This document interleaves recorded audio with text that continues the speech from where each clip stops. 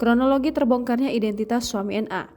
Identitas asli suami NA terungkap setelah ibu NA yang berinisial S mulai curiga dengan gelagat menantunya. Ibu NA kerap melihat suami NA mandi tanpa melepas baju. Melihat gelagat tersebut, ibu NA meminta terdakwa untuk membuka bajunya ketika mandi.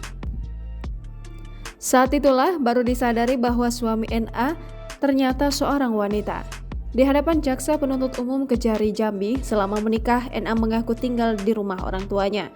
Selama menikah, ia mengaku sudah berhubungan suami istri, tetapi tidak melihat langsung jenis kelamin sosok yang tidur bersama itu. NA menambahkan selain mengaku sebagai pria, saat berkenalan suaminya itu juga mengaku sebagai dokter spesialis saraf lulusan New York. Bahkan NA mengaku pernah mengeluarkan uang senilai 30 juta rupiah lebih untuk kebutuhan pribadi terdakwa. Sementara itu, Ibu NA menjelaskan proses nikah siri anaknya tersebut berlangsung di rumahnya di Kenali Asam Bawah, Kota Jambi pada 18 Juli 2021 lalu. Saat itu, terdakwa menggunakan gelar akademik pada surat keterangan nikah serta dicantumkan pada paperback dan souvenir pernikahan.